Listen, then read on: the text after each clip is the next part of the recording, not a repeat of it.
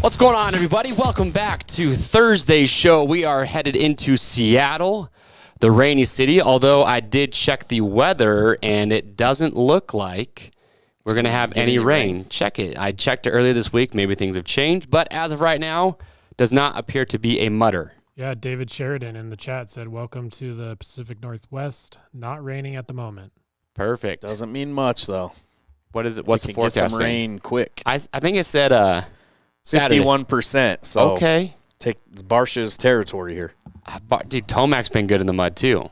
Where's AP when you need him? I know. All right, well, welcome, everybody. If you're joining us live, thank you so much. I am Chase. I'm Christian. Yep, the SXperts. And give this video a thumbs up, share it, subscribe to the YouTube channel if you haven't already. Yeah, so today we got Bubba Pauly. Yeah, who is good. Rider, team owner, manager. He's a man of many hats. All the above. Mm-hmm. So he's going to be calling in, and he also is the guy that plowed into Alex Ray in that heat race. Firsthand, so what happened. We're going to hear from him exactly what happened. And then we also have Mr. Nick, the leader of the SXperts group. I want to talk to him. That is going to be calling in at the end of the show, too, just to give us his thoughts on how he's been making his picks this year. Figure it out. Hey, dude. did you lock out the Trainiacs group? They're locked. Oh, they're locked. Jerseys are in my car signed. So those groups did good. I mean, they had like 300 or 400 people in there. So, all right, let's go Webb, says Mike McCoy. All right, well, look.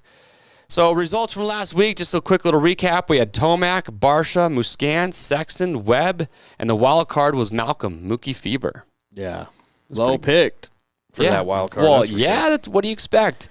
All right, so right now, let's just dive right into it. Let's get into track trends. Have you looked at the track map yet? Yeah, I like it a lot. How good does this track look? I like it.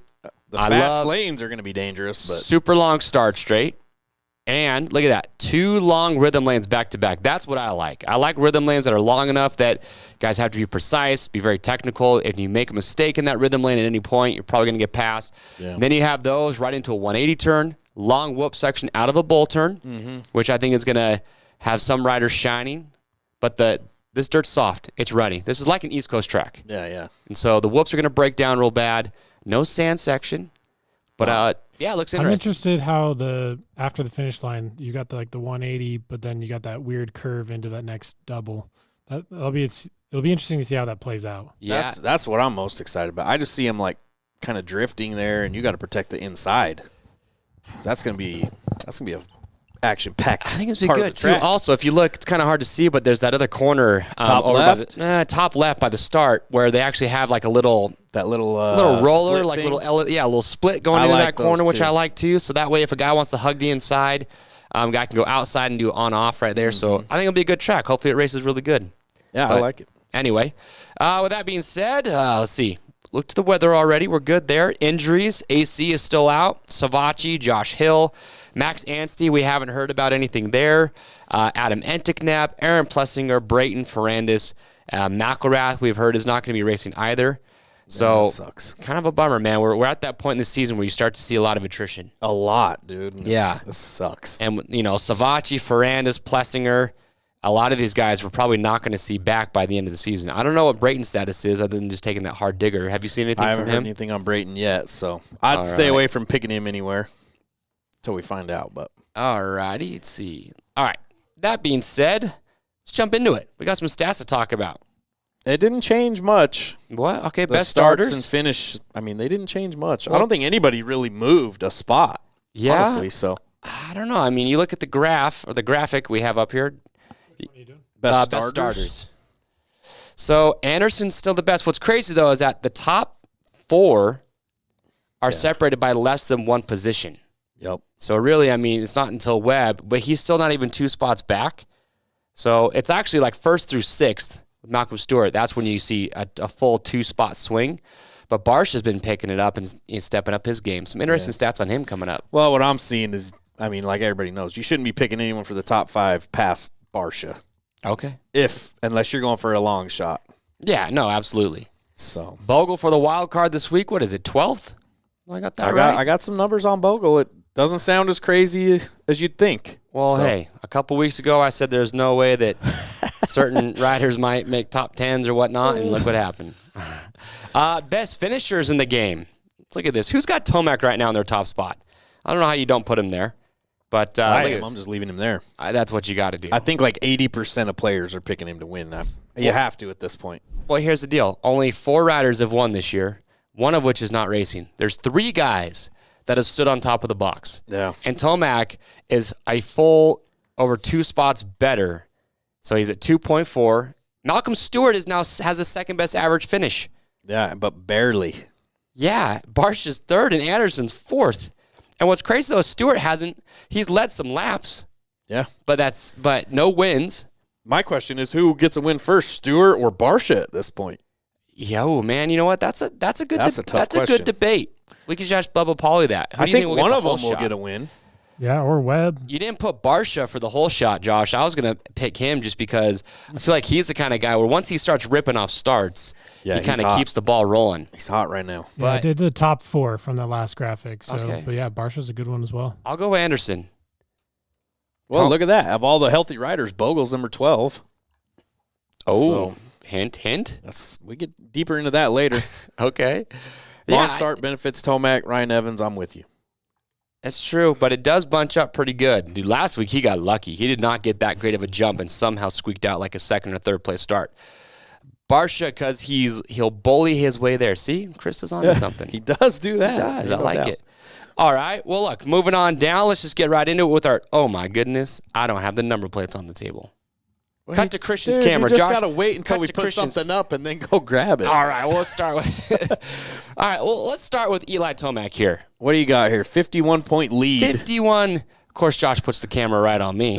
I can't bail to go get the number plates. Hey. I took it away. All right. Look, Tomac, he has a 50. So Barcia got docked 3 points.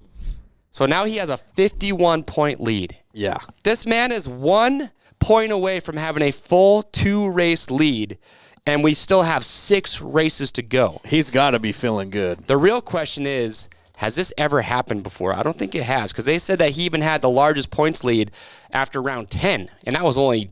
Well, I want to say Villapoto 18. has the record for wrapping it up the earliest. I think he wrapped it up 2 rounds early, because I remember... You all right there? Oh, man, I'm getting old. Just got like a sharp pain in my riblets.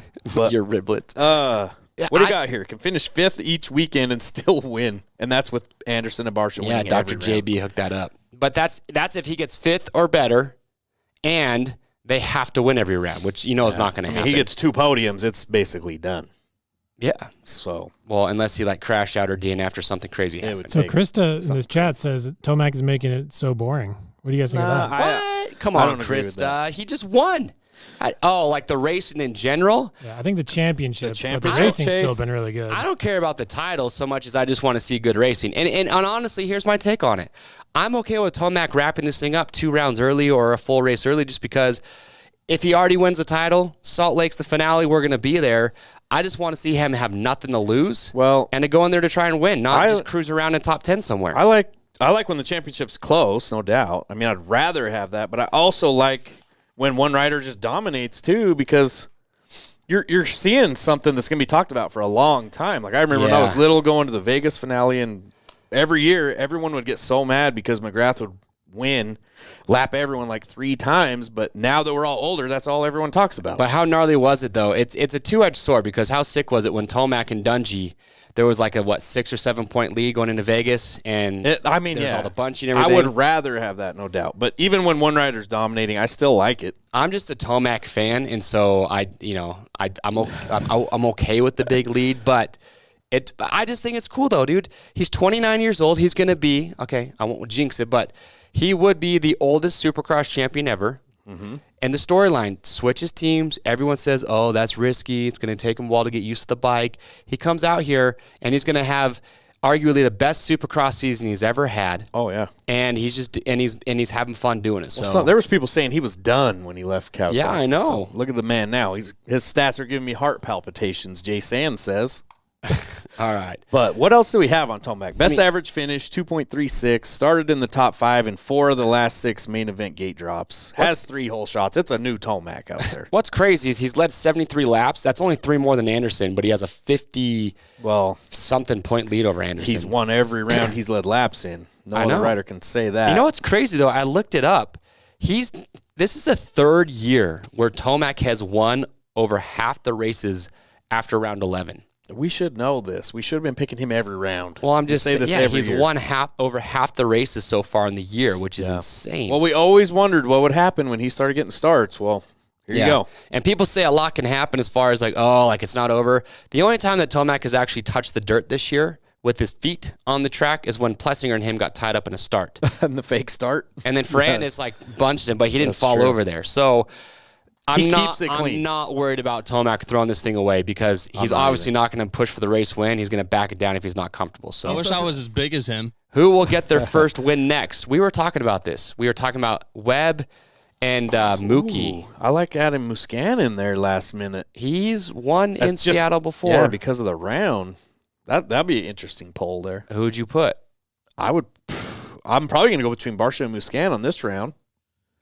Yeah. Stewart, I'm kind of losing hope with, and Webb is banged up. I'm going to go Webb just because he crushed it on Yamaha at Seattle. I remember that race. So yeah, I mean, if he wasn't banged up, maybe, but he's banged up. Let's talk about Jason Anderson, though. He's next up. What do you make of this guy?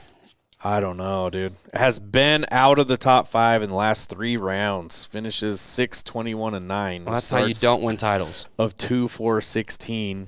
Okay, led 8 laps in the last 2 rounds, but finished 6 and 21. Probably should have won last week. Could have won. If he's out in the lead and Tomac's behind him, I don't know how hard Tomac presses, but Barcia helped Tomac out there. So what do you do? He's led 8 laps in the last 12 rounds, or last 2 rounds. But he's finished outside the top 5. Blew my mind. He's led laps in 7 of the 11 rounds this season, but he's only won 3. And going east did not help him out. It looks like, his start 3 spots worse. Got worse by a spot. His finishes got 3.5 spots worse. I mean, it really took him out of the championship. Only other rider this year with multiple wins, though, besides Tomac. Yeah. So I don't know. You go Tomac first and second, or Tomac Anderson first, second. Maybe. I mean, he's done all right in Seattle. 2 and 3 there before, so I don't know. I worry about him having something happen, dude. It seems like more times than not anymore. All right, well, let's get old Malcolm Stewart up here on the table. We'll talk about him as we're getting Bubba Pollard ready to rock and roll here. So, what's the poll going right now? Who's going to first win next? Webb is not banged up. He's no more banged up than Stewart's any other leading rider. right now with 39%. Yeah, Stewart. What is this? Do you think Webb is banged up more than any other rider? I would say he definitely is. Yeah, but he just cracked the top 5, and he was trying to pass Sexton on the last turn. I feel like he's... Yeah, but I'm not going to say he's not banged up. Oh, all these guys are banged up to an extent. Like, look at Malcolm Stewart. Oh, I agree. They're all banged up. He just wrecked himself last week. The guy did like 3 laps with one arm. Jason Grazian says, does Tomac have to win to beat out RC? I can't remember if he has to win out to beat him or tie him. But he's not going to beat him this season. Yeah, I don't think he can. But he can get really close. Next season he could. And if I'm Tomac, that's the next thing I'm going for. I would want to put my hat on that when I retire. Oh, yeah. Jay Hutch, who are you done with? Malcolm Stewart? I feel like he's kind of burning people. His last 5 finishes, 8-2, 8-5-4. What's crazy is he has 8 top 5s, but hasn't finished in 3rd place yet. Yeah. So it's either I mean, he's only been on the podium one time in the last 6 rounds. 4 was the top second. 5s, though. Yeah, he's always there. All Has right. won 3 of his last 4 heats. He's getting good gate picks, getting good starts. He hit 6th best average start, but, I mean, we saw how close those top 6 are. Okay. So it's not as bad as it looks. Well, let's get somebody else's opinion here of who he thinks is going to win first. We've got him on the phone. He is team owner, team manager. He does everything, and he's showing up to the races. We got Bubba Pauly on the phone. How you doing, Bubba? I'm doing pretty good. All right. Well, hey, thanks for joining us. So tell us about the name, because Theodore is your first name, correct? Yeah, Theodore is my birth name. Which I my like that father's name. Theodore. He It's goes classy. by Ted, so Okay. I've always thought about my whole life. That It's- kind of stuff. Yeah, it's a With classic. races, I like think it. It's catchier, I guess. So Okay. So tell us a little bit about your team before we talk about this last weekend and the whole A-Ray incident. Tell the people, because Christian was It's got explaining to an me and we were looking it interesting up. team. You got a lot going on with your team. So kind of talk us through that, what your team is and what your role is there. yeah, so the mapparts.com Circuit Equipment Kawasaki race team, we've been around since 2018 and haven't missed a race. Started off with just 2 riders, me and Michael Kaiden. We've evolved, added 3rd rider last few years. This year it's myself, Johan Cross from Barcelona, Spain, and Josh Cartwright Okay. out of Texas. Josh is riding the 250 East Coast, and he'll ride the rest of the 450 West rounds as well. And then me and Johan 450 full time. So 3-rider program. We got 3 mechanics. I got a team manager I work with as well. So a lot of really good people, good sponsors, everything. Of course, it's rider owned and everything. That's where everybody gets the questions. Why do you do this? What's the deal? And for myself, it started off as I don't want to sit around and wait for support from another team or put everything in everybody else's hands. And it's Right. like, we can do this ourselves. And it's a lot more work, but at the end of the day, I don't have to sit around and wait for a ride. You build your resources and your platform and everything, and you surround yourself with people you want to surround yourself with. And at the end of the season, the end of the day, it's a great feeling knowing that you're not only helping yourself, but you're working and helping other riders as well. And you create a brotherhood through that. So everybody that I've worked with on the team, it's amazing. Yeah. Relationship, everything. What's the stress level? So are you the That's one what that's I'm going wondering. out and looking for sponsors and doing everything? Do you have your other team manager you said that helps you out? Or is that, if that's the case, trying to be a rider, get ready, and you're running the team, I can't imagine you've got a whole lot of free time on your hands. What's free time? I don't know. But so everybody carries weight on their shoulders. Of course, we're a smaller operation, but we try to perform as professional as possible. So from every angle, somebody, whether it's even some of the mechanics have relationships with different companies that they help carry that load. Looking for sponsors, preparing everything. All that work's done before the season. The last couple of years we've done a really good job at coming to the season ready, so where it's relationships are established, contracts are signed, your payment methods and stuff are established and everything. So Okay. you really have a whole lot of that stress during the season. If certain teams are complaining about that, then to me it just kind of shows they didn't do the work in the off season. Right. Interesting. Okay. Crazy. I would blows want my no mind. part of it. I go to That's- Supercross as a fan, and it feels like the day flies by. I couldn't imagine trying to ride, be a manager, Yeah. deal with all that stuff. So Well, hey, tell us about last weekend. So you weren't the center of the controversy because obviously it was the Alex Ray and the Raper fight, but everyone watched you come into the scene kind of out of nowhere and plow into Ray, and everyone's giving you a lot of grief, like, oh, didn't he see what he was doing? Like, walk us through that. Just give us your story because obviously we couldn't see what you were looking at. Yeah, so obviously, the talk of Indianapolis was it was soft and ruddy. Mhm. There was really no room to change anything. People were going down all over the place, yellow flags all day. So, it was kind of the norm there. But coming through the corner, I couldn't see there was anybody down. It was a blind jump. We were jumping from a 3-foot jump up to a 5-foot jump, and it was full of ruts on the backside. So the flagger just threw the yellow flag out as I was in the transition of the jump phase. So my first reaction is where the bike's at, and then a split second later I see bikes right in front of me. So there was nowhere to go. At first I got up and threw my hands in the air. I'm like, what the heck, thinking the flagger, it was a bonehead move on the flagger. But looking back at the video, it all happened pretty fast. Right. Flagger reacted as quick as he could.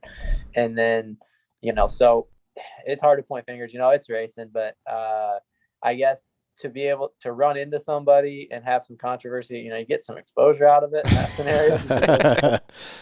So it's like, okay, I got a few more followers on Instagram out of it, I guess, and a replay there you go. on TV. Maybe FXR guys are happy to see that. 2 O'Neill guys fighting and the FXR guy just gets out of there. I don't know. Did you hear any of the words being exchanged between those two, or are you just too worried about yourself getting your bike and get out of there? So at first it was me and Alex. Me and Alex go way back, but we were just kind of like, what the F? And looking like, where's the flag? And then just like, I was like, okay, he's under my bike. I'm getting my bike up. I'm getting out of there. And but at that point, I don't think I heard him yelling at Devin at all or anything. But I ride with a mouth guard in too. So like if I'm yelling at helmet on the bikes, like we probably had no idea what I was saying in the first place. Right. So yeah, I was just pretty typical chaos. I'm glad I got out of there. I don't really ever had been in any position to fight on the track. Right. Pretty ridiculous. I'm just glad everybody was okay. Like that was so been bad violent for a lot of people and so chaotic. And then, like you said, they take the camera off, and then they go back like 2 seconds later. You're gone. I'm like, who even hit him? I didn't even see that. The weird How thing did he was get is gone like, so fast? Yeah, he's gone, and then Ray and Raper look like they're on their bikes about to ride off, and then they cut back and they're off their bikes fighting. So it was good entertainment. I'm like bummed that they DQ'd him. Yeah, I understand there's a no fighting rule, but for entertainment purposes, everybody wanted to see those two guys riding the LCQ and hope they started next to each other. That's all I'm saying. I'm saying get rid of that rule. Yeah, all right. Well, you'll see him this weekend, so see what happens there. Hey, so we were talking earlier, and I've always kind of had this question, and I've asked it to a couple other, privateer riders or whatnot. And so between, say, like you and Cartwright and Cross, there's that leap that a lot of riders have to take when they want to break into, like, say, a solid 15th place guy. And then there's that next level of you want to be a 10th place guy, and you slowly work your way up. What is a transition, or what do you think is needed for someone like you or a Cartwright or whoever to go from, where it's like the goal is like, hey, we got to make the night show, to you're not worried about making the night show, but now it's like, hey, how do we crack that top 15? Is it really, does it come down to bikes, or is it like, are the top guys, the skill level just that much more? Like, what do you think separates or makes that gap? I really believe it's a mental thing. Supercross, even more than just regular motocross, is a mental game, and the confidence that goes along with it. I mean, you look at segment times and lap times and just everything throughout a race. Everything is it's such a small margin, and for guys to really believe that they belong there. My teammate, for example, Juwan, he's a tremendous starter. He'll start on a stock 250F and a whole shot of 450 LCQ. Like. It's crazy, but he's so confident in what he does, and he knows that every time he gets there, he doesn't expect anything less. And I think it's just proven to yourself that you belong there and you can do that, because not everybody, but the majority of us have been in those positions where you get a good start, or you might be on a segment of the track, you might be turning faster segment times than some of the guys that are on the podium. Right. And but to understand, believe that you can do that all the time. It's not something that happens overnight. It's like climbing a ladder. You got to take one step at a time. But sure, we're all the professional athletes, racing each other on the gnarliest tracks in the world, and it's not easy. So if there was a one thing in particular that you could do to break that next level, then I'd pay all the money in the world to figure that out. But yeah, and my view on it is it's a confidence and a mental thing above all else. Yeah, I would agree with that, because I look at a rider like Jordan Smith, who's been racing East Coast. That guy won multiple races when he was on Pro Circuit, when he was on TLD, and he still, has the same speed, the same skill level, but now he's on, the Firepower Honda team. Even though he might have the bike that's just as good, I kind of agree with what you're saying. Like, mentally, I guess it goes to this too. Sorry, I'm rambling. But if you're on a factory team, does that give you another confidence boost too? Because when you see these guys go from a factory team to a satellite team, they never quite have the same results as they did on a factory team. Do you think that has a lot to do with the mental side of it? I think so. You look at a factory program and look how many guys you got walking around the truck working for one specific goal versus, some of the smaller teams, the workload gets distributed. The focus isn't maybe as detailed, and it's not as, the whole team's not focused on you. They might have half the amount of people focused on twice as many riders. Right. So, that's a big deal, fixing things in the, split second. And obviously that expectation is a big thing too. And if you expect to go out and, win the race, it's going to be a little bit easier than if you don't think you can do it. So, right. There's a lot that, that goes into it, from the teams to injuries to just the timing you're at. For myself, it's been two years since I made a 450 main event, which is pretty frustrating, and trying to get back into that place. But it's not something that you can just do overnight. You gotta be in the right place, the right time, the right mindset, the right physical, your physical working of your body and the bikes and everything. So everything has to fall in line to perform your best. So it's like I said, it's not something that happened overnight. It's a lot of work, and I think you'd see a lot more winners if everybody knew that recipe.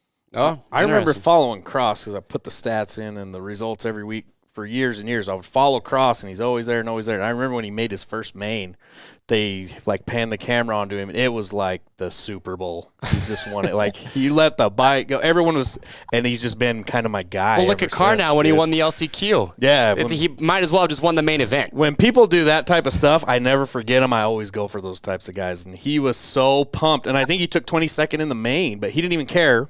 But now look at this year. He's made 3 mains. So it's just been kind of building. I think it's cool to watch. Yeah, that kind of comes back to the mental side of it. I mean, he's been here on my team for a few years prior to him making his first 450 main event. Mm-hmm. He didn't make a single one, but he led so many 450 LCQ laps and never made a main event. Finally did it. Now he's like, okay, hey, I can do it. Right. And Logan rode for my team last year, and he had some career best finishes as well. When you do it again, it's not as glamorous and not as eventful as the first time you do it. Well, it just gives you perspective. Because you see the guys who take 10th and they're mad. And then I see Joanne Cross barely make the main, and he's 10 times happier than everybody else out there. You know what I mean? So I think that's cool. Speaking of not as exciting, we were kind of debating this earlier this week. If you're Eli Tomac right now, and I know you can't speak for the guy, but do you think this title, he's 51 point, he's 1 point away from being 2 races up, so it's all but over right now. Do you think he'll enjoy this Supercross title more than he did in 2020? And maybe you just seen him in the pits, and everyone says he's happier. What's your take on that? Yeah, I think it's kind of a statement for him to say, hey, he left Kawasaki, and he's gonna do it better than he did before. I think, I think it might mean more to him. Obviously, I can't say that for sure, but a lot of people had a lot of doubt about him leaving Kawasaki being so successful there. So that's my opinion anyway. What was your thoughts on that? Were you pretty surprised when he left Cowie to go to Yamaha? Did you think there was a chance that we were going to see what we're seeing right now? It's hard to say. Every year it's like, you throw everybody in the blender and you don't really know how they're going to come out. Right. So, I'm sure, outdoor wise, I knew he was going to be strong.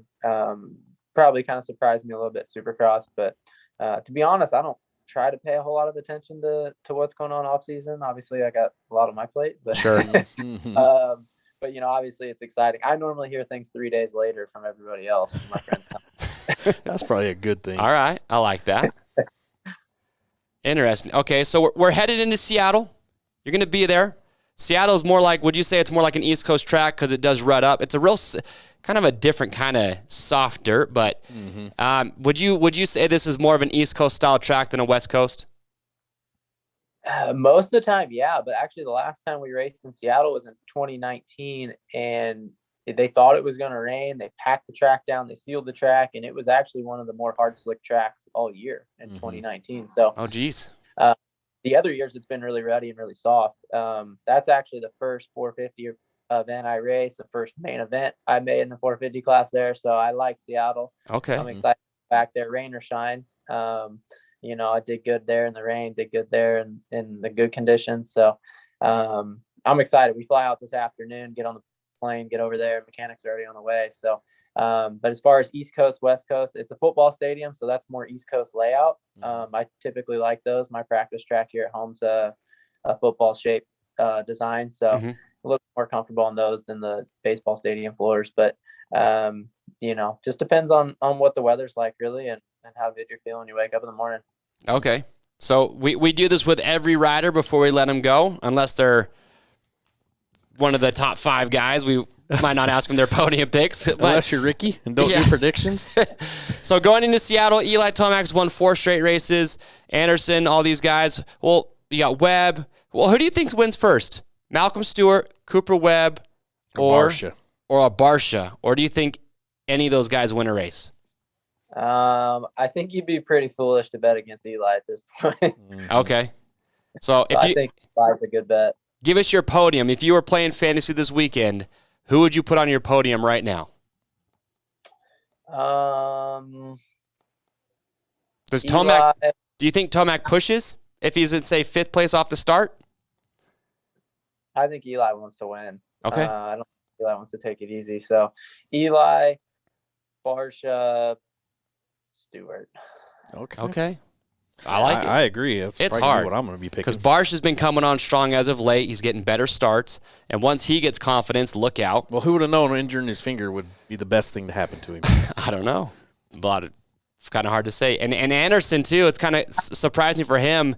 He's been so good. He's got 3 wins, but the guy's hit the deck 8 out of the 11 rounds this year.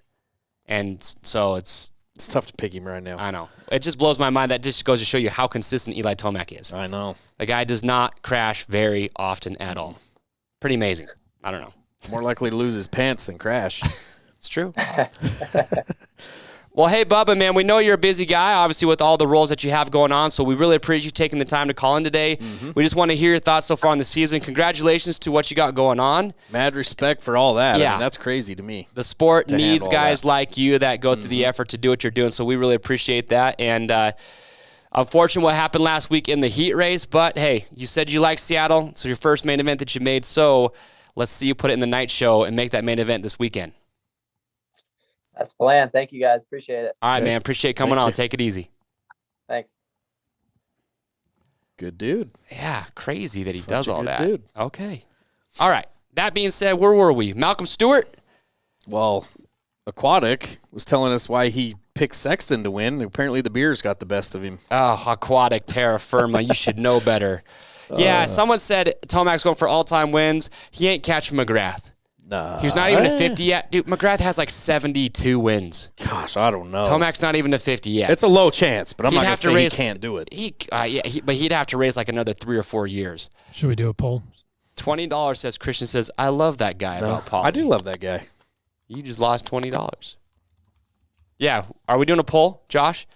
Does Tomac... I'd say no. But what do you think? I don't know. What do you guys think? Run the poll master. I feel like Marv has the bike setting right. Marv was on fire last weekend. Marv's going to be up there for me this week. Fat Girl Rodeo. Nice name, by the way. Said McGrath has 72 wins. Yeah, so I accept gift card, says Greg.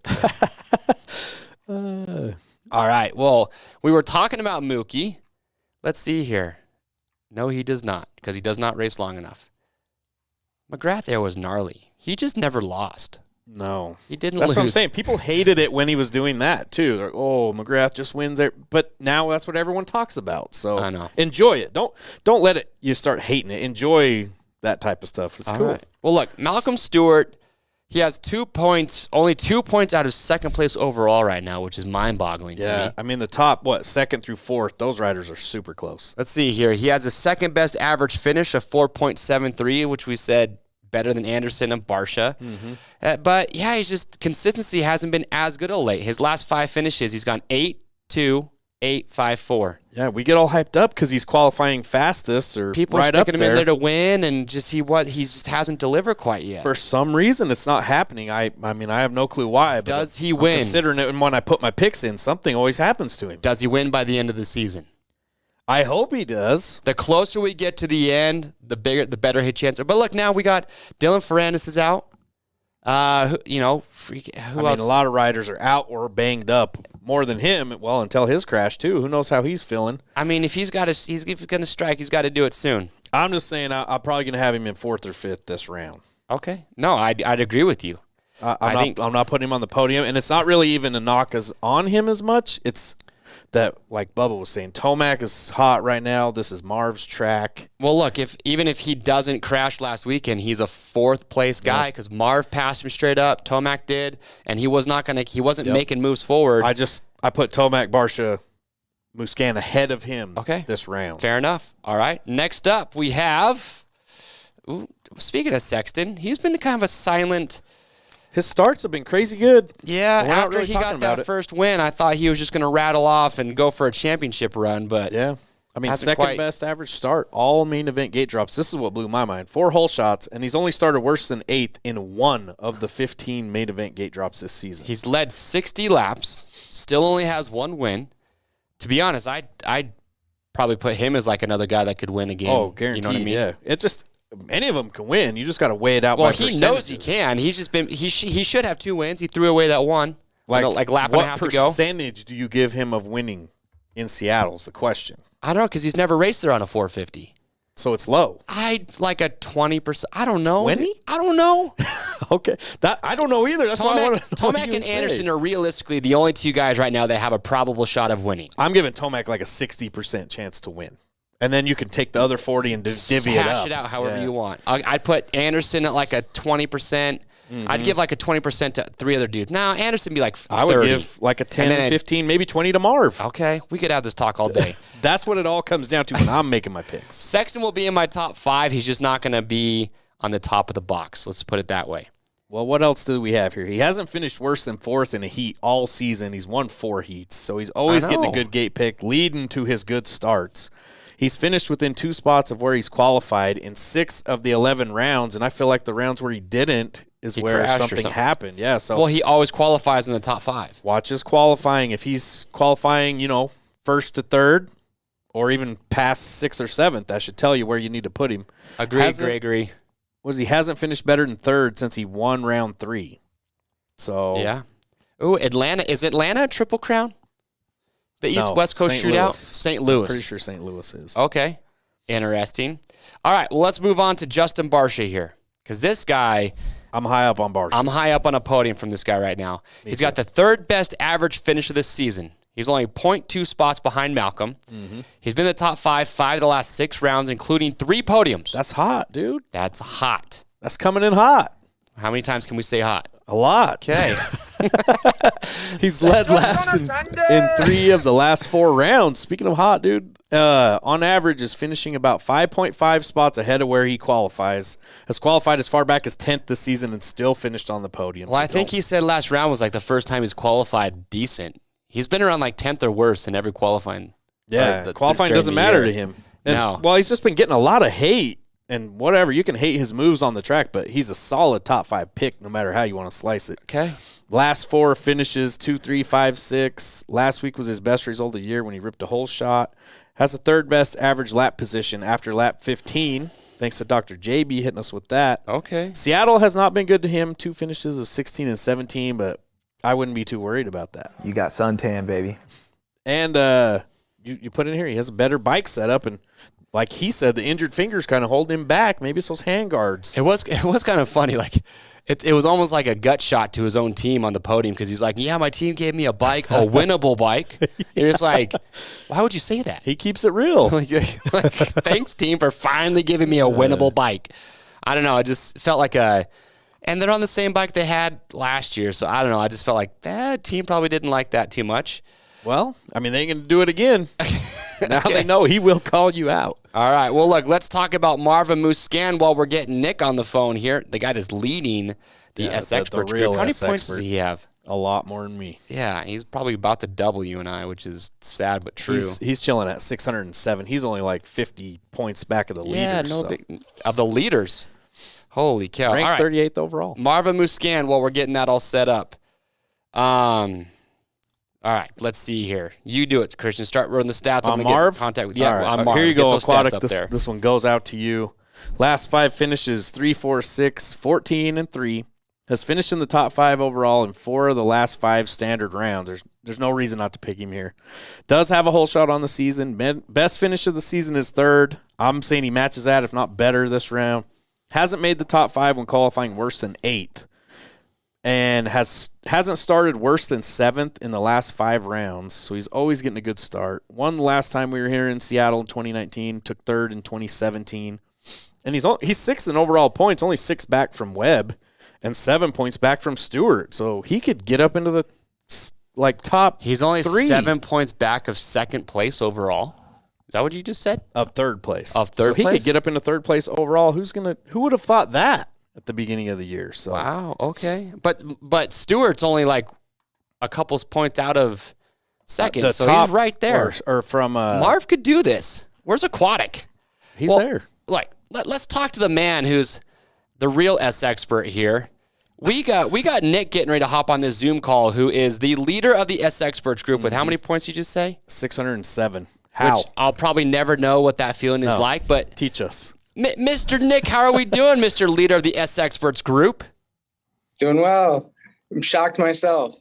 Yeah, how does it feel to be the real SXpert? Yeah, Exactly. Take credit. It's only taken how many years to get here? How long have you been playing? Recording in progress.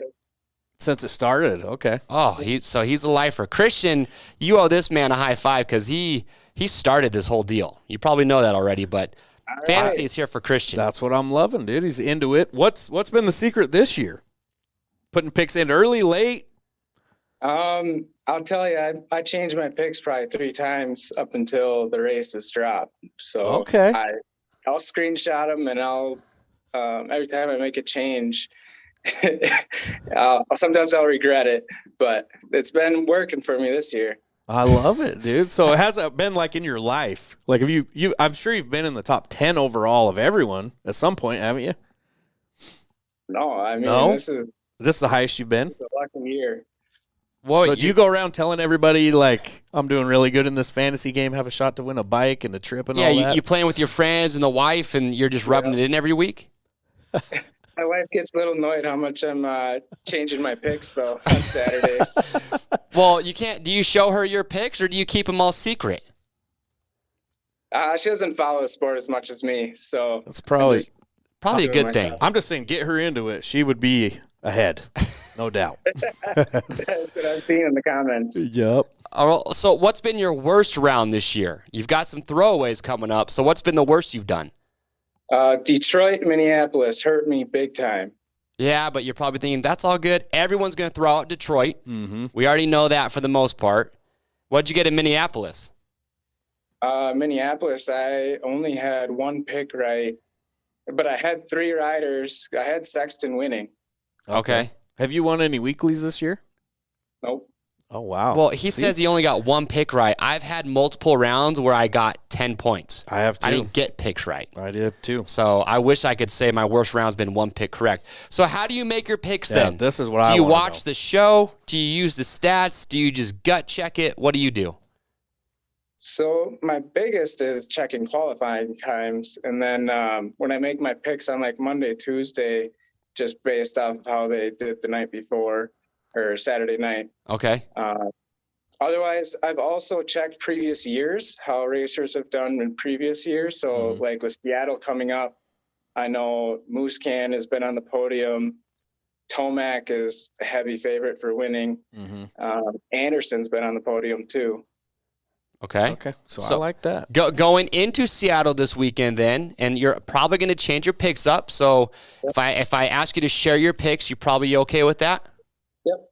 Okay. As of right now, give us your top 5 and your wild card. Yeah, I'm more interested in the wild card. And why you picked those riders. Go.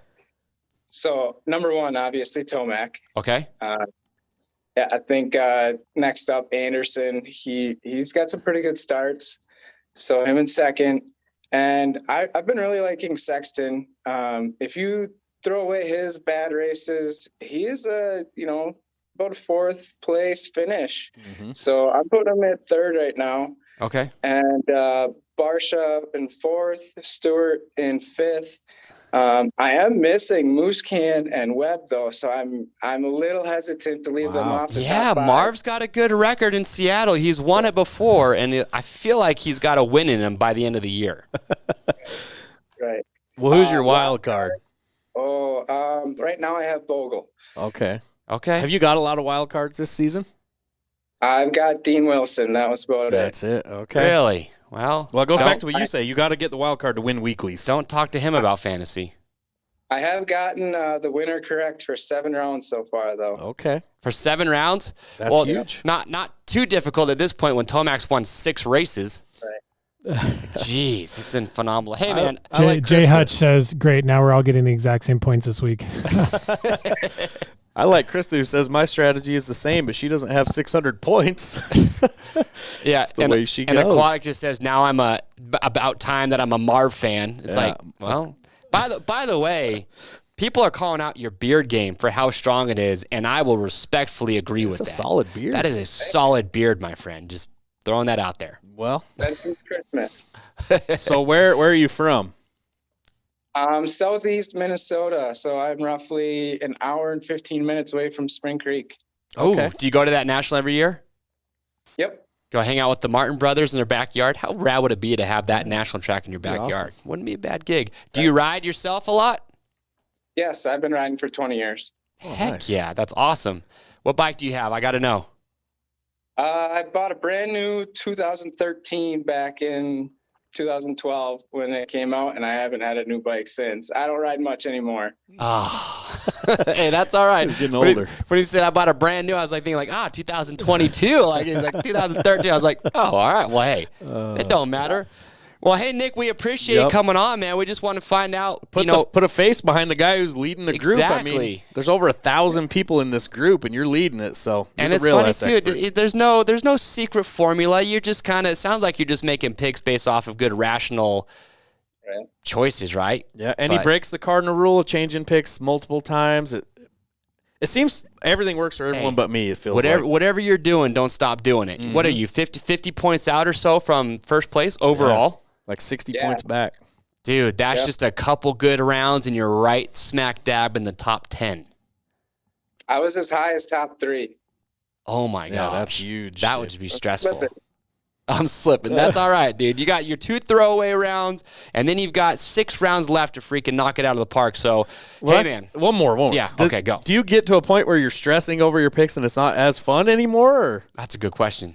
So I got as high as, top 10. And then I was, getting really like into it too deep. And it's like, I just need to set it and walk away. Yup. And then during the races, I'm like just stressed out.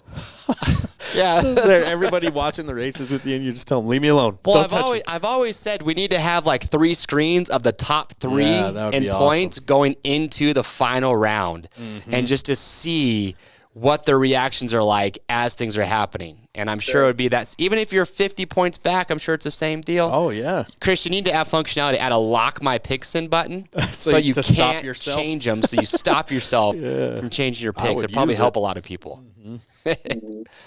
Well, hey, Nick, we appreciate you, man, calling all the way in from Minnesota. Yep. Congratulations on your stellar year. And we're Keep sure it your up. picks are going to change quite a bit. Do you get on the Discord at all during the night show? I do not. Well, hey, have to get the into link, the the link's memes. in the description. Hop on that Discord. It's an app on your phone. You can do it on your computer. And then after the night show starts, screenshot us your picks. And that way we're going to see right away what you thinking for the night show. And I'll just see how they compare to mine. So hop on there and do it for us. I won't be mad if the leader of the SXperts group takes the whole thing. I'm just saying. That'd be rad. I pretty like sweet. it. Sounds good. All right, Nick. Well, hey, man, we appreciate it. Good luck this weekend and have fun watching the races. Everyone else as well. All right, we'll see ya. There you go.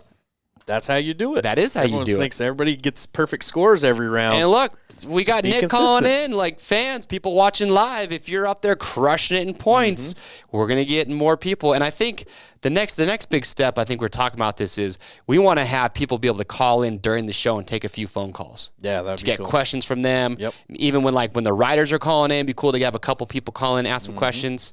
So I like it, dude. Okay. Well, the nation is strong. The people are here. They got more info than us most of the time. So I know. I like listening to them. Nick is an instant legend. Instant. All right.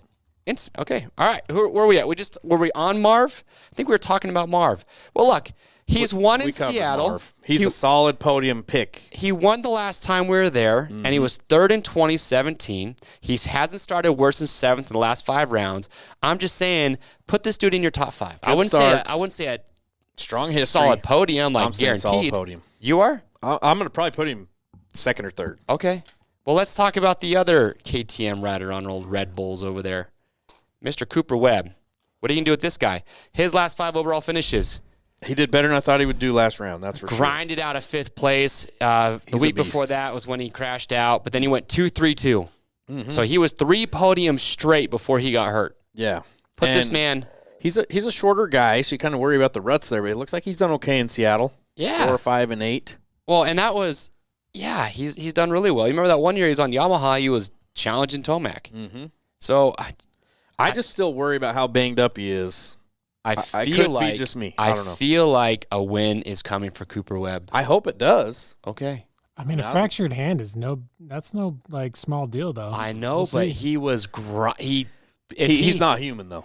The fact that he tried to pass Sexton last week on the last corner, a Josh, dog, for dude. 4th, just tells me Yeah, he's a dog. doesn't care, and he wants to win bad. Well, when you do that and then you get back on your bike and just think the best thing I need to do is roll around with one hand, I mean, that's a different type of human being. Not everybody's made like that, you know what I mean? So he's tough. So I love the Fantasy Nation out here. So I did a poll asking people if they want the option to call in. People say yes, but Taylor Shields said every 2 calls would be Aquatic yelling "Go Marv." So That's okay, dude. Pick your you guy guys are and awesome. stick with them. They're making fun of each other. I love it. Dude, the chat is so good. These guys are so gosh.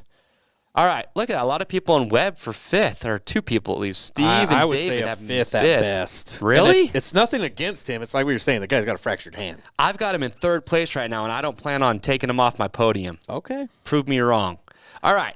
That being said, let's talk about the wild card. This one's tough, dude. It is 12th place, and with riders out, you start thinking, all right, who's going to get shuffled up or down a spot? Yada yada yada. I mean, I had no idea where to start, so I just pulled the last 3 to take 12th. Ugh, this doesn't help. Clayson, Starling, and Freezy. And riders who finished 12th overall this season, on average, qualify at 12.73. No rider has qualified 12th and then taken 12th overall.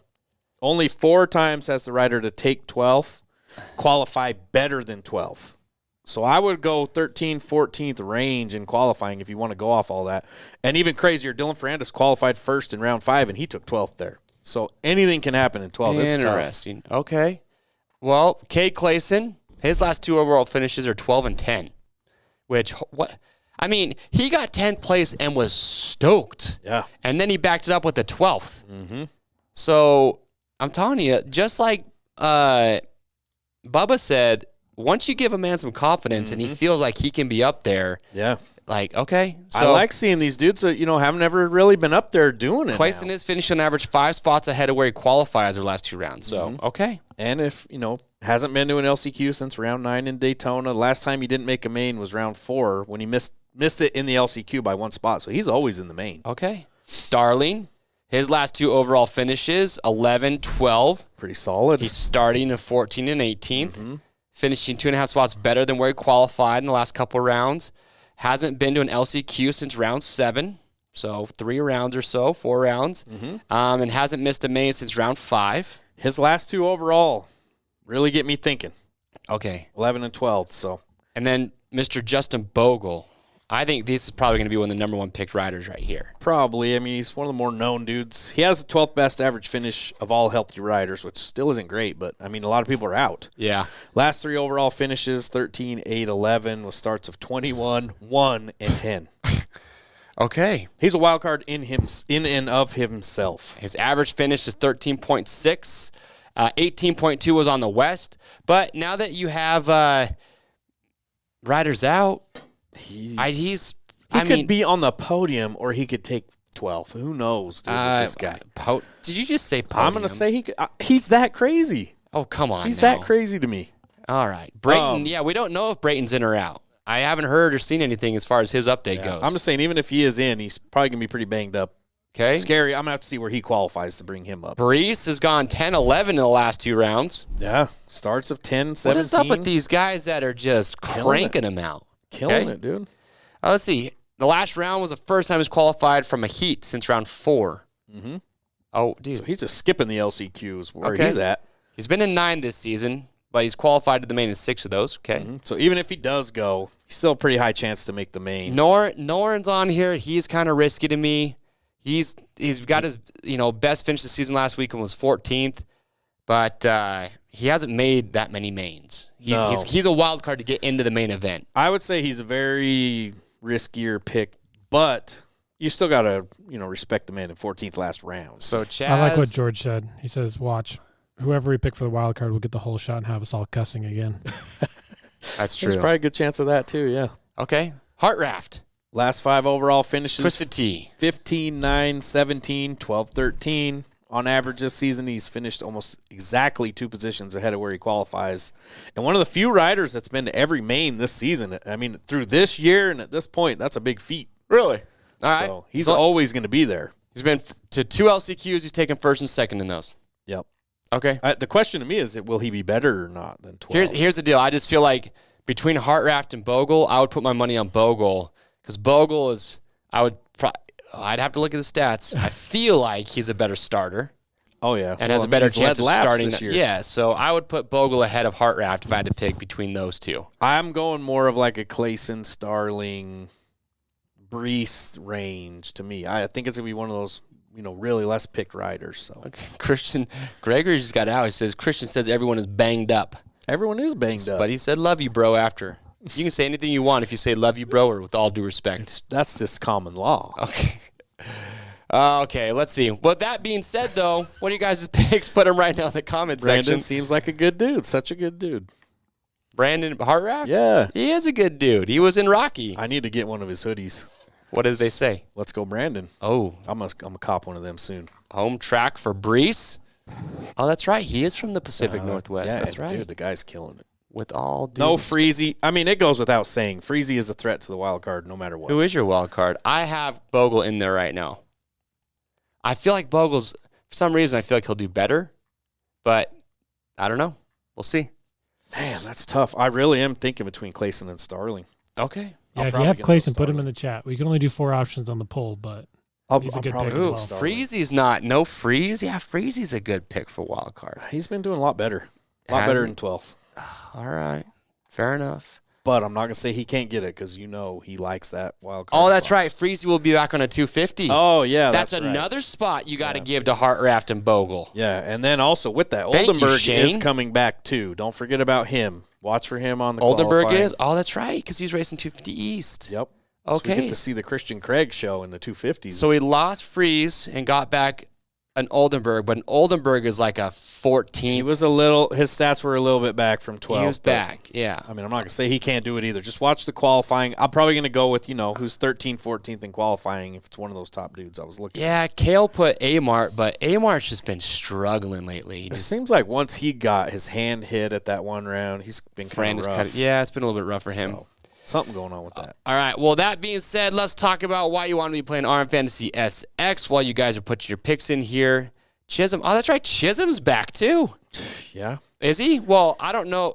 Dr. JB, is he racing? Or is he just like hanging out with Star? He's just going to do the Star 250 thing. I can't remember. I was looking over I don't know what his plan is. He's jumping all over the place. Striving and thriving. But if he's in, he could be a 12th place guy if he's racing. Okay. Interesting. Amart, solid 18th. Yeah, Chisholm is back. I'd say Chisholm's more of like a 14th, 15th. I don't know. We'll see. But with how many guys are banged up right now, you just do not know. All right. Weekly prizes. Are you ready? Mm-hmm. Okay. Fly jersey, pant, and gloves package for first place, Bridgestone Battlecross tires. Third place, Matrix Concept LS1 lift stand and an M3 utility can.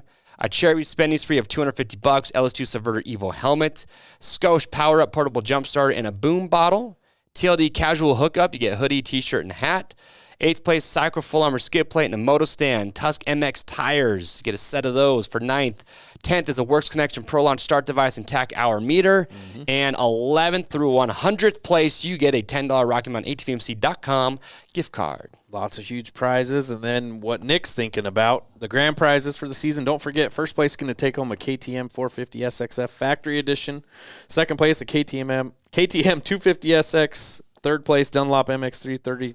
Gosh dang, dude. MX33 tires for a year. This is why I have sympathy for Ricky. Start short. Exactly. Pardon me. Then, $3,000 Rocky Mountain ATVMC spending spree. Alpine Stars Gear and Casual spending spree. Motion Pro Tools prize pack. Fly Racing gear package. Stay6 Stability Cycles and accessories. And then Milestone Video Games, Supercross the Game, TV and console. And 10th place Oakley spending spree. Okay. You feel better now?